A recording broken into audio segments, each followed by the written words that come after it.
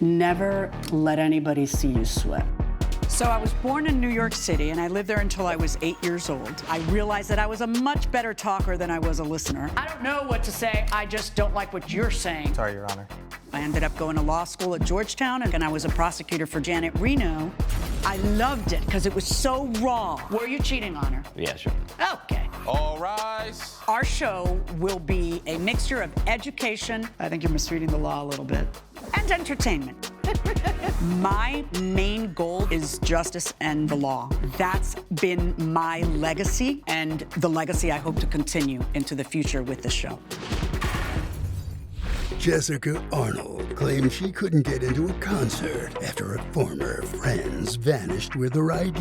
Leanne Butler and Maxine Chambers say they got separated and had no cell service. The co-defendants are countersuing for $200.98. Okay, Ms. Arnold, you are suing your, I guess it would be fair to say, former friends, Ms. Butler and Ms. Chambers, for $250 for a concert ticket that you weren't able to enjoy due to their negligence. You are counterclaiming against her $200.98 because she left you stranded. How long have you guys known each other? I've known Leanne for about 8 years, since high school. Okay, so were you all good friends? Yeah, we were in the same friend group in high school, and then we found out we were going to the same college, so we got closer that summer, and we decided it'd be so fun to especially like hang out more when we were in college. And then I met Max my freshman year of college because we lived in the same dorm. Okay. Tell me about this concert that you all were going to go to. So the concert we were planning on going to is called Desperado, and it was Leanne's idea to go. And neither of them have a car, so I decided it would be okay if I drove, if we decided to split the cost of gas, drinks, make it even. Was that actually their offer to you? Yeah, they don't have a car, so... Well, so it was obvious you were going to be doing the It was obvious I was going to drive, yeah. But I agreed to drive, as long as we made it even. And how much were the tickets? The ticket was $250, and that's this was for, what was it again? It's a rave in Palm Springs, like a desert rave. Okay, Yeah. It goes on for how long? It's like the whole day. It starts at 8 a.m. and then it, I think, ends around like 10, 11 p.m. Okay. Yeah. So you folks chose to go at what time? We were planning to leave. I have in the text, it says that we were planning to leave around 7 a.m. So what time did you leave? We ended up leaving probably closer to 8, and then it's a 2.5-hour drive. So we got there. Okay. So you get there around, I don't know, 10:30, 11. Yeah. What happens? So we go to find parking. I was the only person with cash, so I paid for parking also. And the line's super long, and I need to use the restroom. I've been driving, etc. So I say, okay, I'm gonna go to the bathroom. Does anyone else need to go? They're like, no. Did I not offer to go? Hold on. It's not your turn yet. Go ahead. Yeah. I was like, does anyone need to go? Okay, fine, no one needs to go. I go by myself, but in the car ride over, Leanne the car ride over, so you're hopping backwards again. Yeah, I'm hopping Okay, so back. you're on your way there, and what happens in the car ride over? Yeah, so Leanne's the only person with like a clear bag. And a lot of the time you need a clear bag to get into a concert and stuff, Right. or they'll make you like throw it out. So I asked her to hold my wallet, keys, etc. Where were you when you asked that? Were you in the car, or were you already at the We venue? were in the car. We had just arrived at the venue. We just parked. And I was like, so she has all your stuff. yeah, I have You my go phone. to the bathroom. Mm-hmm. How long are you in the bathroom? I'm not sure exactly how long I was in the porta potty How long for. were you gone? I mean, I'm not trying to get specific on your body. I'm just trying to say, Yeah. like, how long were you away from them? Maybe I have to ask that. Like 15, 20 minutes. Okay, so you come back to where you'd left them in line, and they're no longer in line. Yeah, I can't find them, so I start calling them, but there's no service. But they had the ticket.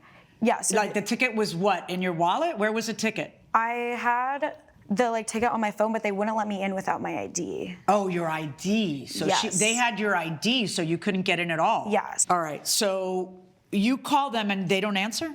The service isn't great, like in Palm Springs, it's like desert. I kept calling and it wouldn't go through.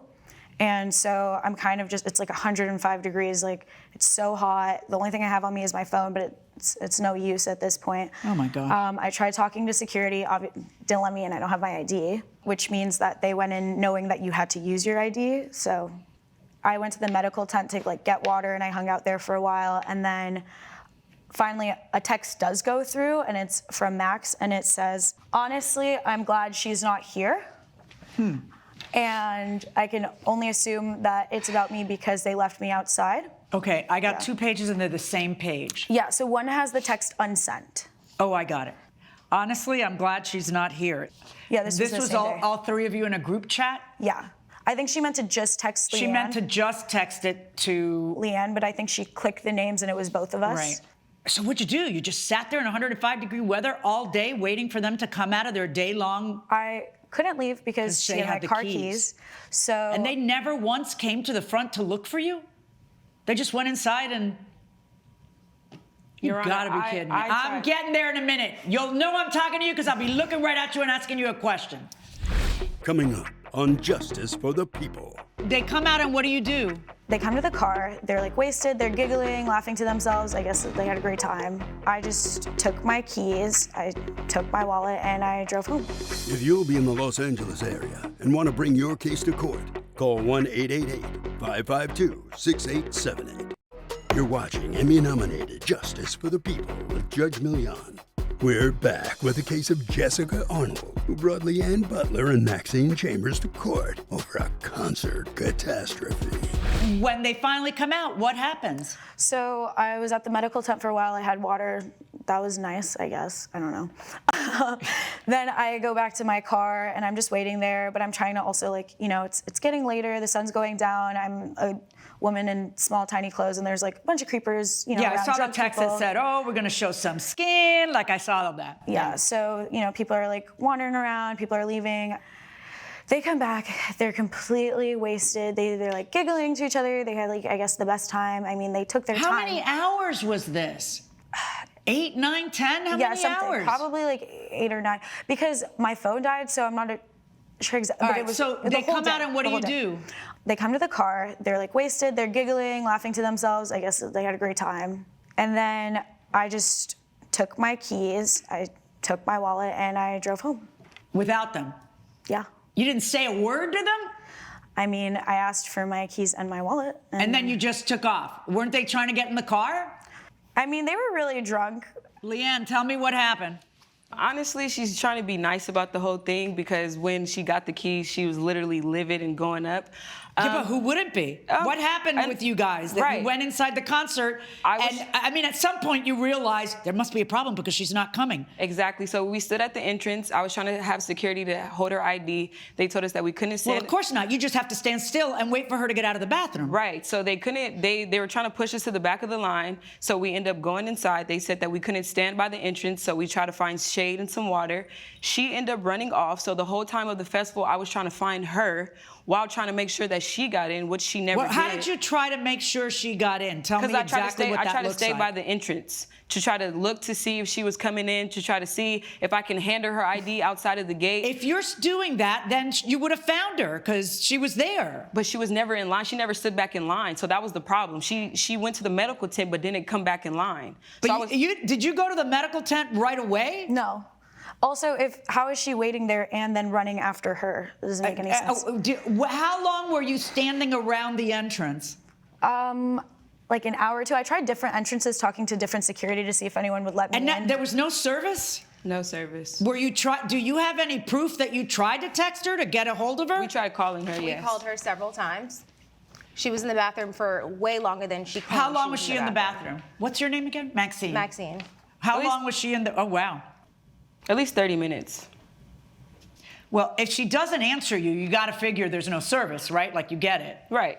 Correct. I mean, you did repeatedly call, it looks like 20 times or so that's why I stood by the entrance. As I was standing by the entrance, she wandered off. I guess she's seen a group of friends that she knew, and I was literally standing there, and the security kept trying to tell me, ma'am, you can't stay by the entrance. You can't stay by the entrance. So I was forced to go look for her. Did you explain to them, I have someone's ID, she won't... Yes, and they kept saying there's no re-entry. There was a time when people didn't have cell phones. Right. You know what we used to do? I'll meet you under the apple tree at 10 o'clock. And you know what you did? You were under the apple tree at 10 o'clock because that was the plan. So why couldn't you, if you knew you were going in and you knew you had her ID and you knew she still wasn't back from the back, what did you think were you concerned that she was sick? No, I definitely was concerned that she wasn't inside of the gate and that I couldn't see her because, like I said, I was standing. So then why didn't you just go to the back of the line? then everybody would have gotten in at 11:15 and everybody could have enjoyed the concert. Instead, you guys go in, you take her ID, you know you've got her ID, you can't see her out there, you're not able to solve the problem, and you're like, eh. I apologize for leaving her, but I did try everything that I could. Not everything that I could, but I did try. No, y'all didn't try everything you could. I did Maxine, try let me hard. hear from you. We tried everything that we could. We called her, and at the end of the day, Right, but everybody knows there's no service in the desert. Like, everybody's aware that you're not getting service, That's right, Your Honor. But at the end of the day, she could have tried harder to How? get to the entrance so that we can hand her ID. Well, how long were you guys at the entrance? According to her, they're shuffling her off, so it's not like... Go ahead. Honestly, Your Honor, when I first got inside, I love a rave, so I just wanted to turn up, and Oh, so you just ran off. That's pretty All much right, what I how did. long were you at the entrance? I was at the entrance probably for like an hour and a half. Really? Yeah, and never seen her. I don't even think she got back in line. How long were you standing in the entrance where you two might have seen each other? How long were you standing there? I mean, She claims she was there an hour and a half. At least an hour or two. Because So I you're didn't have both anything there. else. How big is the entrance that neither one of you I can know. see each other? One of you guys or both of you are lying. Or maybe she was at the wrong entrance, because I was literally at the main entrance waiting for her the whole time. Well, for I an hour assume and that a you half. went to I went the to this- entrance where you left them in line. Exactly. I went to the same entrance where I left them. I would not go to a different entrance. It makes Did no you go sense. to other entrances later looking for Yeah, them? I did. I went to other entrances to see if I could talk to different security guards to see if maybe one you of them could would charm let, someone into and letting just, you like, in? let me in, like, with just the ticket and Yeah. no ID. But my whole thing behind that is she was also holding Max's ID, right? So when she took her purse to go show the security her ID, she also took Max's ID, which means she 100% knew. Oh, she 100% knew that you didn't have ID and couldn't get in? Exactly. Yeah, when she didn't see you. First of all, when the two of them are going in, they know they're leaving you behind. Yeah, Let's start with that. Just, if you didn't have her ID, you're still leaving her behind. I offered to go to the restroom. You're still leaving her behind. So even if you didn't have her ID, but you know, because you have to show your ID and you have to hand Maxine's ID to Maxine, that, oh, she needs her ID. She's going to need her ID to get in. And you know, because you don't see her the rest of the day, that you have literally taken a 2.5-hour ride from her and then prevented her from going in. Coming up. What was that unsent message that you sent? So that unsent message that I sent was in regards to my mom, because you wear skimpy outfits to something like that, and my mom's a helicopter mom. You're watching Emmy-nominated Justice for the People with Judge Milian. We're back with the case of Jessica Arnold, who brought Leanne Butler and Maxine Chambers to court over a concert catastrophe. I don't believe for a second that you were standing there an hour and a half, because then you would have seen each other and I'd be here. You wouldn't be here. Your Honor, I was allowing people to go in front of us. It was so many people that went in front of us to the point the security Yeah, said... that you just did it. Now you let people go in front of you. Now that I mentioned that, now she says No, that she 'cause let people go. that's what And then what? There's just like a limit to how long you wait for her? The security guard said, after a moment, you're going to have to go to the end of the line. So that's when we... So then go to the end of the line. That's when we proceeded to go Wait, inside. I want you to listen to what you just said. In order for you not to go to the end of the line, which would mean that you'd have to wait another half hour in line, you deprived her of the concert. Now, do you think that that's cool? No, it's You're not. terrible people. Maxine, you tell me, what was that unsent message that you sent? So that unsent message that I sent was in regards to my mom, because we, as you could see from the text messages, you wear skimpy outfits to something like that, and my mom's a helicopter mom. So I was talking to another friend in another group chat, and she was like, oh, your mom would never approve of that. And so that was me saying, well, I'm glad she's not here. Good one. And so then I unsent it. Even though I was intoxicated, I unsent it because I was like, oh, that probably looks bad. Yeah. So that's what that was It looks about. like you're saying you're glad she's not here. No, that would be very mean. Yeah, it would be. It would be. All right, now, you guys come out. At what time of the night do you guys come out? I honestly do not remember. I was too. At that time, I believe it was around like 7:30-ish. PM. Yeah. And then you two were too what? Drunk? Okay. Coming up. Their case against you is a little more difficult. Tell me why I shouldn't make them pay the ride share if you left them stranded there. Because they used me for a ride. You're watching Emmy-nominated Justice for the People with Judge Milian. We're back with the case of Jessica Arnold, who brought Leanne Butler and Maxine Chambers to court over a concert catastrophe. So then you come out and you know where the car is. You know exactly where to find her then. So you go to the car, and then what? What does she say? That's when she just goes off. She What goes does she off say? on both of us, and I tried to tell her that I was trying to find her during the festival. She didn't want to hear it. Then she grabs my bag, takes her keys, and said, "You guys find your own way home." And that was a result to me having to get a ride share for $200.98. $200.98. And that's cheap for also 2.5 hours. That's also why we are here, because we're Yeah. kind of suing her. So tell me, your case is easy. I'm obviously going to make them pay the $250 of your ticket. That's the least that they can do. Their case is against you is a little more difficult. Tell me why I shouldn't make them pay the ride share if you left them stranded there. Because they used me for a ride, so if they were gonna get a ride, like if I wasn't gonna enjoy the concert, they could have paid $200 there and $200 back. They're lucky it was only $200. Your Honor, I offered to pay for her concert ticket as well. Well, but did you? No, she told me no. She told you no what? She told me no, I'll pay for my own ticket. Oh, do you mean you offered to pay for her concert ticket before the concert? Yes. Oh, we're not there. We're at the point where you left her outside and she couldn't get into the concert. That's what we're talking about. So after that, when you know that you deprived her of the concert, did either of you offer to pay her ticket? She was no longer in communications with us. Judge Milian's verdict when Justice for the People returns. You're watching Emmy-nominated Justice for the People with Judge Milian. So did you guys ever talk to each other after this event? She never responded. She ended up blocking me. Did you try to talk to her? Definitely. I even tried to email her. Never got a response.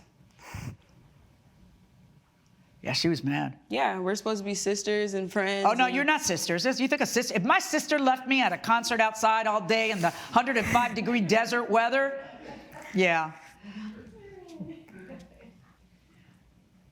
I mean, I felt no reason to talk to you after that. Don't talk directly to her here. Yeah. I thought we were close.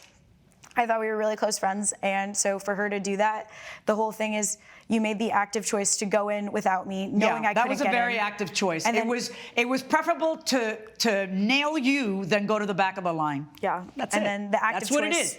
You would Release it. rather she be deprived of a concert sitting out in 105-degree weather, the person who just drove you there for 2.5 hours, you would rather that happen than, heaven forbid, you have to go to the back of the line. That's awful. You're right. You know what? You shouldn't even expect the ride back after you do that. I'm not going to make her pay for your ride share. Verdict for the plaintiff, $250. On your counterclaim, 0. All rise. Judge Milian has ruled in favor of the plaintiff. The co-defendants owe $250. I mean, we could have handled this out of court, but somebody wanted to be petty, so. I don't need friends that ditch me like that. I bet. over We'll see. $200 We'll we see could've if you'll paid get that money. Okay, got your name.